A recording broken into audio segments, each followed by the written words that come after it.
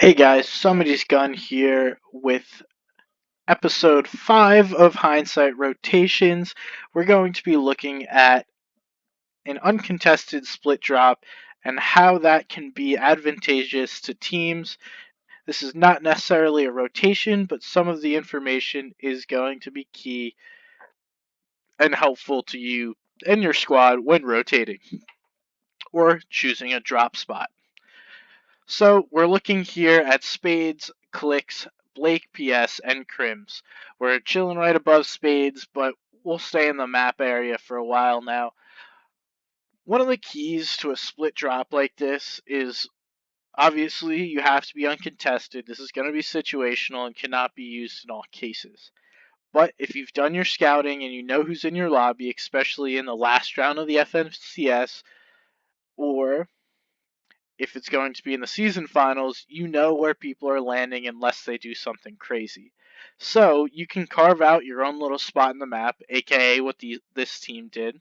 They found where no teams are going to land, and they can use this area and loot it up quickly, and obviously they feel that this is enough loot.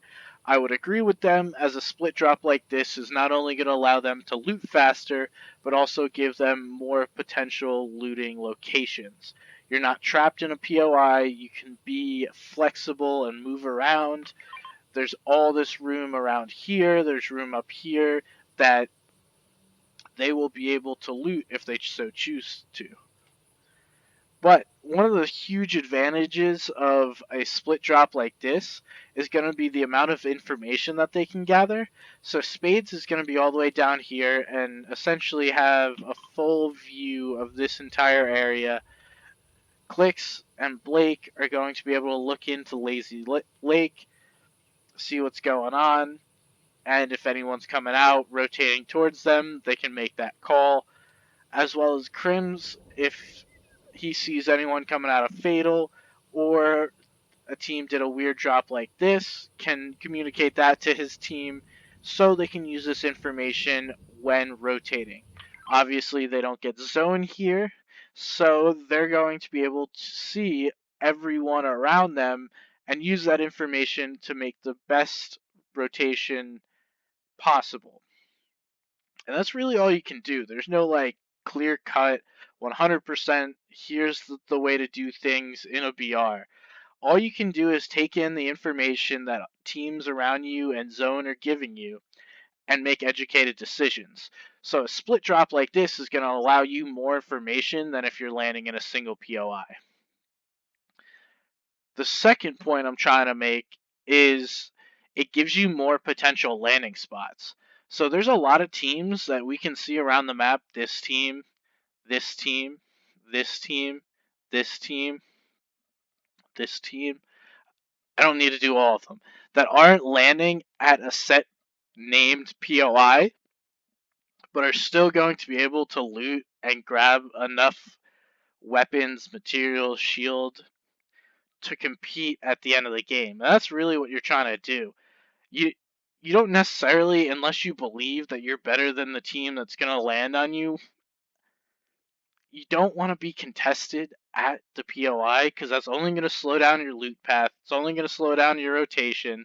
So dropping in an unnamed POI split like this is going to give you enough loot to play the end game, give you that information, as well as open up the potential landing areas for your team.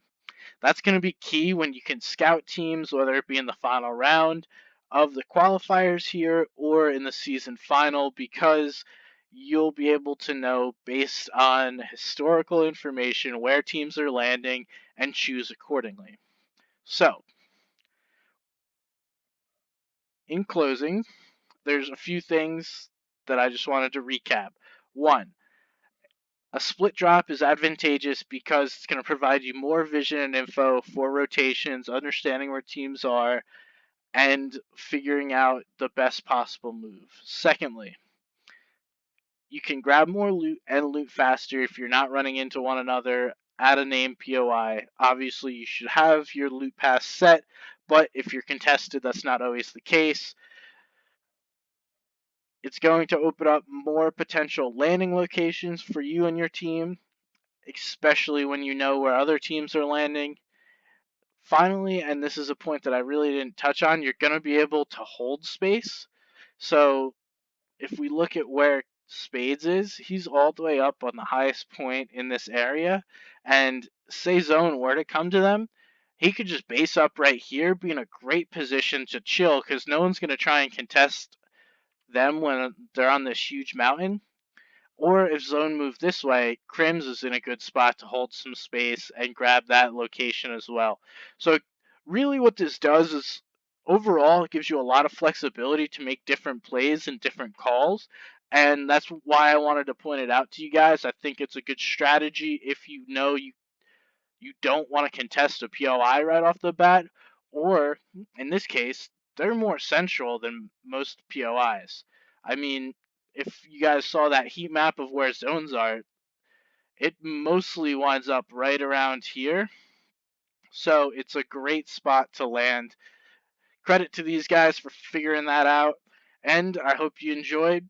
Go ahead, share this if you would like. Let me know in the comments if none of my babbling made sense. Or if there's something you want to see next time, I'll keep working on these hindsight rotations. Even though this wasn't technically a rotation, I'll see you guys next time on Hindsight Rotations with Somebody's Gun.